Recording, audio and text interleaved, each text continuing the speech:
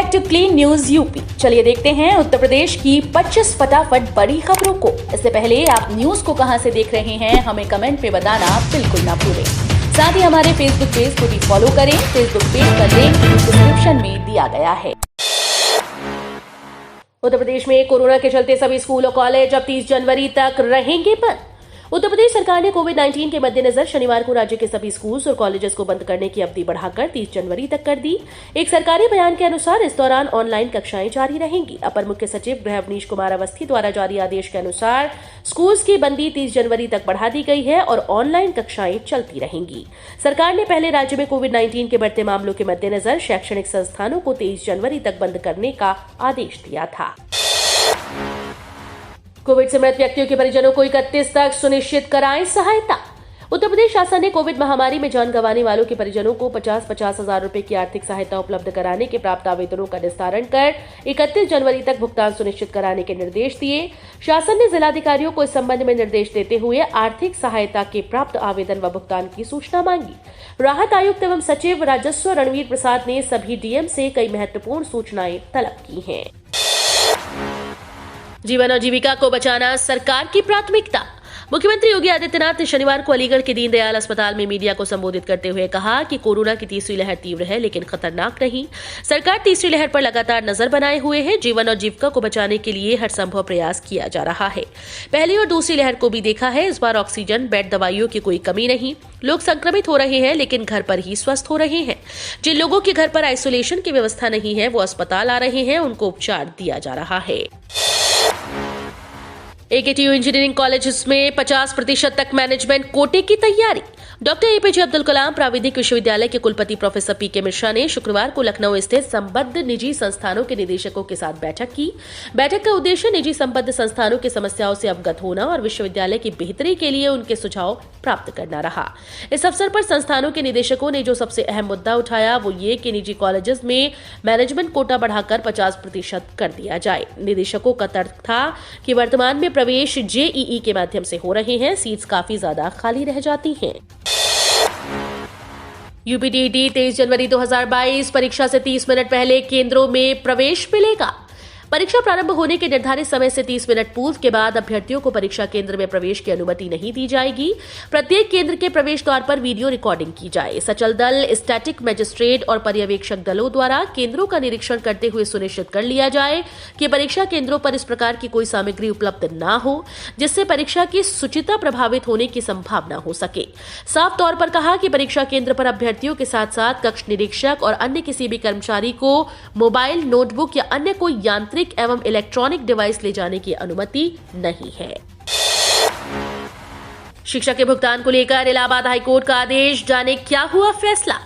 Allahabad high court ने जिला विद्यालय निरीक्षक जौनपुर को बेलवा बाजार स्थित अभय नारायण संस्कृत विद्यालय में सहायक अध्यापक पद पर नियमानुसार नियुक्त याची के वेतन भुगतान का प्रत्यावेदन 2 माह में निर्णित करने का निर्देश दिया है। यह आदेश न्यायमूर्ति सिद्धार्थ वर्मा ने प्रवेश कुमार द्विवेदी की याचिका को निरस्त करते हुए दिया। रेलवे की नई सुविधा एलएचबी रैक से सफर होगा अब और आरामदायक और आसान। जाने किन ट्रेन में लगी है ये रैक। रेलवे ट्रेन यात्रियों के लिए एक नई सुविधा देने जा रहा है। सफर आसान और मस्ती भरा रहे, इसके लिए वो अपनी आईसीएफ कोच वाली ट्रेन में एक बदलाव करने जा रहा है। आईसीएफ कोच को एलएचबी रैक में बदल रहा है। एलएचबी जर्मन तकनीक है। ये अधिकतर तेज गति वाली ट्रेन में इस्तेमाल की जाती है जिससे ट्रेन और भी स्पीड से पटरी पर दौड़ सकेगी। मौसम विभाग ने जारी किया रेड अलर्ट। अयोध्या सहित जाने कितने जिले होंगे प्रभावित। उत्तर प्रदेश सहित अयोध्या जनपद में मौसम विभाग ने भीषण ठंड को लेकर रेड अलर्ट जारी किया, जिसमें बताया गया कि 25 जनवरी से 30 जनवरी तक ठंड का तापमान 3 डिग्री तक पहुंच सकता है, जिसके लिए लोग घरों में सुरक्षित रहें। साथ ही अगले 48 घंटे तक बारिश होने की संभावना जताई है। फ्री बिजली के बाद अखिलेश का और वादा, 22 में सपा की सरकार बनी तो आईटी सेक्टर में 22 लाख युवाओं को देंगे रोजगार। समाजवादी पार्टी के अध्यक्ष अखिलेश यादव ने शनिवार को वादा किया कि पार्टी की सरकार बनने पर यूपी के 22 लाख युवाओं को आईटी क्षेत्र में रोजगार दिया जाएगा। अखिलेश यादव ने ये घोषणा यहां आयोजित संवाददाता सम्मेलन में की। इस अवसर पर बरेली के पूर्व सांसद प्रवीण सिंह ऐरन और उनकी पत्नी व इस चुनाव में कांग्रेस में उम्मीदवार सुप्रिया ऐरन सपा में शामिल हुई। अखिलेश ने बरेली की पूर्व महापौर सुप्रिया को बरेली कैंट से सपा का प्रत्याशी घोषित किया है। ओवैसी बोले, यूपी की सत्ता में आए तो 2 सीएम बनाएंगे, 2 दलों से गठबंधन। उत्तर प्रदेश विधानसभा चुनाव के मद्देनजर नया गठबंधन भागीदारी परिवर्तन मोर्चा बना है। इस गठबंधन में असदुद्दीन ओवैसी की पार्टी, ऑल इंडिया मजलिस इत्तेहादुल मुस्लिमीन, बाबू सिंह कुशवाहा की पार्टी, जन अधिकार पार्टी और वामन मेश्राम की backward and minority communities apply federation शामिल है। तीनों नेताओं ने शनिवार को प्रेस कॉन्फ्रेंस कर इसका ऐलान किया। इस गठबंधन के कन्वीनर बाबू सिंह कुशवाहा होंगे। बीएसपी ने जारी की दूसरे चरण के लिए 51 प्रत्याशियों की लिस्ट। उत्तर प्रदेश विधानसभा चुनाव के लिए बहुजन समाज पार्टी प्रमुख मायावती ने शनिवार को दूसरे चरण के सभी सीट्स पर अपने उम्मीदवारों का ऐलान कर दिया। साथ ही बीएसपी चीफ मायावती ने चुनाव के लिए नारा दिया, हर पोलिंग बूथ को जिताना है, बीएसपी को सत्ता में लाना है का नारा देकर अपने कार्यकर्ताओं में जोश भरने की कोशिश की। उन्होंने कहा, मुझे उम्मीद है कि पार्टी कार्यकर्ता कड़ी मेहनत करेंगे और 2007 की तरह बसपा सरकार बनाएंगे। अखिलेश को कम पड़ी सीट्स तो कांग्रेस देगी समर्थन, चुनाव बाद गठबंधन पर प्रियंका का सीधा जवाब।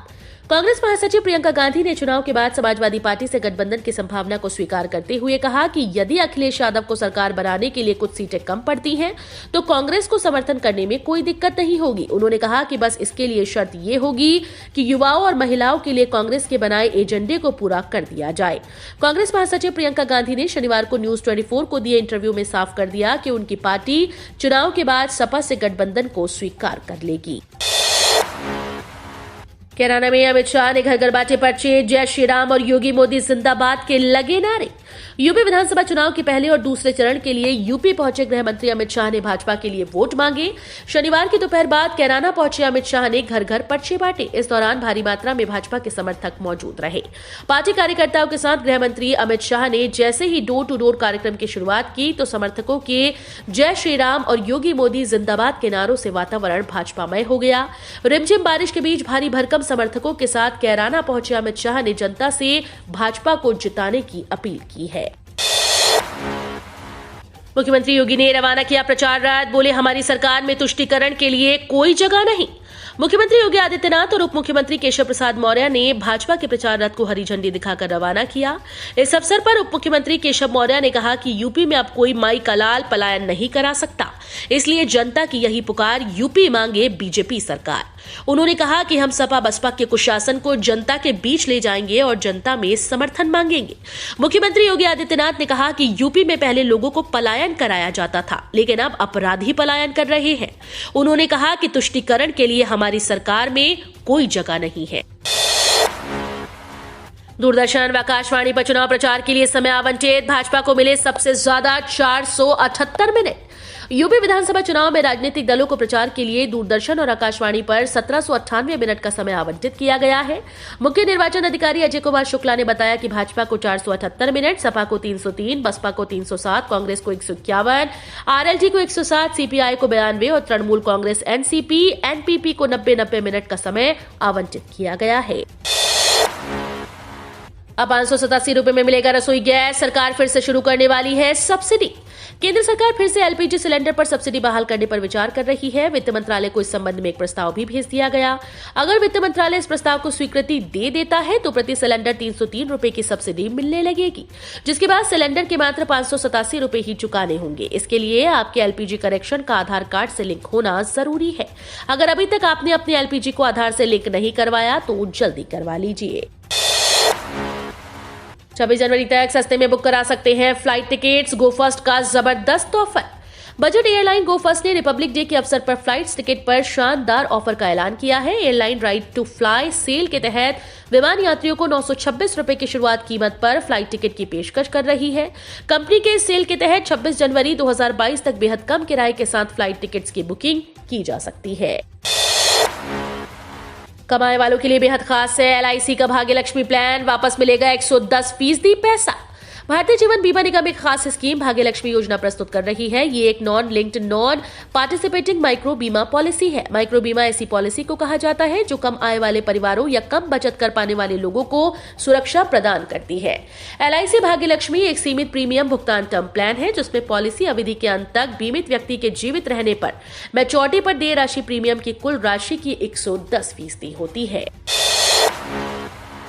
वर्क फ्रॉम होम कर रहे नौकरी पेशा को चाहिए टैक्स छूट, बजट 2022 में मिल सकता है ये लाभ। सरकार अगले महीने पेश होने वाले आम बजट में करदाताओं को टैक्स के मोर्चे पर राहत दे सकती है। महामारी की वजह से वर्क फ्रॉम होम कर रहे नौकरी पेशा को टैक्स छूट के साथ कई अन्य लाभ भी मिल सकते हैं। उद्योग जगत का कहना है कि घर से काम करने की वजह से नौकरी पेशा का इंटरनेट, बिजली बिल और फर्नीचर आदि का खर्चा बढ़ गया। बजट में इसका ध्यान रखा जाना चाहिए। इस तरह के पैन कार्ड पर देना होगा 10,000 रुपए जुर्माना। 31 मार्च से पहले कर लिए काम। अगर आपके पास भी पैन कार्ड है तो ये खबर आपके लिए बहुत जरूरी है। पैन कार्ड धारकों को 31 मार्च 2022 तक अपने स्थायी खाता संख्या को आधार कार्ड नंबर से जोड़ने की सलाह दी जाती है। अगर आप इस डेडलाइन से पहले अपने पैन को आधार के साथ लिंक नहीं करेंगे तो आपके पैन कार्ड को डीएक्टिवेट भी किया जा सकता है। साथ ही आपको पैन को आधार से जोड़ने के लिए 1,000 रुपए भी देने होंगे। पैन कार्ड धारक की समस्या यही खत्म नहीं होगी, क्योंकि व्यक्ति म्यूचुअल फंड, स्टॉक, बैंक खाता खोलने आदि में निवेश करने में सक्षम नहीं होगा, जहां पैन कार्ड प्रस्तुत करना आवश्यक है। ओमिक्रॉन का बिल्कुल नया लक्षण आया सामने। शरीर के इस हिस्से पर कर रहा अटैक। कोरोना वायरस के नए ओमिक्रॉन वेरिएंट में कई तरह के लक्षण देखने को मिल रहे हैं, जिससे कोरोना और सामान्य फ्लू के लक्षणों के बीच फर्क समझना मुश्किल हो गया। हालांकि ब्रिटेन द्वारा रिपोर्ट किए गए ओमिक्रॉन के 20 लक्षणों की लिस्ट में एक बिल्कुल नया लक्षण सामने आया है, जिससे इसकी पहचान की जा सकती है। ओमिक्रॉन शरीर के कई अंगों को अपनी चपेट में ले रहा है। दिल, दिमाग, आंख के अलावा अब ये कान पर भी असर डाल रहा है। नया वेरिएंट कान में दर्द, सनसनाहट, घंटी या सीटी बजने जैसी दिक्कतें पैदा कर रहा है। खासतौर पर यह लक्षण उन लोगों में नजर आ रहा है जो पूरी तरह से वैक्सीनेटेड है। वेरिएंट से प्रभावित लोग ठंड लगने जैसे लक्षणों को भी महसूस कर रहे हैं। ऐसे में विशेषज्ञों का कहना है कि समय पर इलाज मिलने पर यह समस्या काफी हद तक ठीक हो सकती है। उत्तर भारत के कई राज्यों के लिए निकली नौकरी, जल्दी करें अप्लाई। इंडियन ऑयल कॉर्पोरेशन ने देश के कई राज्यों के लिए भर्ती का नोटिफिकेशन जारी किया है। IOCL अपने यहां 570 टेक्निकल और नॉन टेक्निकल पदों पर भर्ती करने जा रहा है। आवेदक IOCL की अधिकृत वेबसाइट iocl.com पर जाकर पूरी जानकारी हासिल कर आवेदन कर सकते हैं। गणतंत्र दिवस पर परेड के पूर्वाभ्यास और परेड के दिन दिल्ली में भारी वाहनों का प्रवेश बंद। गणतंत्र दिवस परेड से पहले आज 23 जनवरी को होने वाली फुल ड्रेस रिहर्सल के सुचारू संचालन के लिए व्यवस्थाओं और प्रतिबंधों को लेकर नोएडा ट्रैफिक पुलिस ने एक ट्रैफिक एडवाइजरी जारी की। एडवाइजरी के अनुसार शनिवार रात 10 बजे से लेकर आज रविवार दोपहर तक 1 बजे तक भारी वाहनों के नोएडा और ग्रेटर नोएडा से राष्ट्रीय राजधानी में प्रवेश करने पर रोक रहेगी। इसी तरह 25 जनवरी की रात 10 बजे से 26 जनवरी को दोपहर 1 बजे तक भारी वाहनों का प्रवेश राष्ट्रीय राजधानी में वर्जित रहेगा। बनारस में शनिवार को मिले कोरोना के 512 नए केस। पॉजिटिविटी दर में मामूली उछाल। कोरोना संक्रमण दर में एक बार फिर से उछाल आया। बीते सोमवार से शुक्रवार तक जो पॉजिटिविटी रेट 7-8% के इर्द गिर्द रहा, वो शनिवार को 9% के ऊपर चला गया। हालांकि स्वास्थ्य विभाग हो या जिला प्रशासन अपने स्तर से लगातार कोशिश में लगा है कि लोगों को जागरूक कर उन्हें कोरोना संक्रमण से बचाया जाए, लेकिन लगता नहीं कि उसका कोई फर्क आमजनों पर पड़ रहा हो। BHU लैब से शनिवार के शाम जारी बुलेटिन के अनुसार जिले में कोरोना संक्रमण के नए 512 केस मिले, जबकि पॉजिटिविटी रेट 9.81% तक पहुंच गया। कर्मचारियों के लिए बड़ी खबर। FY 2022-23 में सैलरी में आएगा बड़ा बदलाव। भत्ते घटेंगे, PF बढ़ेंगे। कर्मचारियों को वर्ष 2022-23 में एक बड़ा झटका लग सकता है। दरअसल न्यू वेज कोड के फाइनेंशियल ईयर 2022-23 में लागू होने की उम्मीद है। मीडिया रिपोर्ट्स के मुताबिक नया वेतन कोड अप्रैल 2022 के बाद प्रभावी होगा। नए मानकों के तहत मूल वेतन कंपनी को मूल लागत का कम से कम 50% होना चाहिए। इसके साथ ही निजी कर्मचारियों को बड़ा झटका लग सकता है। उनके टेक होम सैलरी में कमी आएगी। साथ ही PF और ग्रेजुएटी में वृद्धि होगी। बेसिक सैलरी में भी भारी वृद्धि होगी। तो ये थी आज की 25 फटाफट बड़ी खबरें। अगर आपको न्यूज पसंद आई हो तो वीडियो को लाइक और शेयर जरूर करें। धन्यवाद।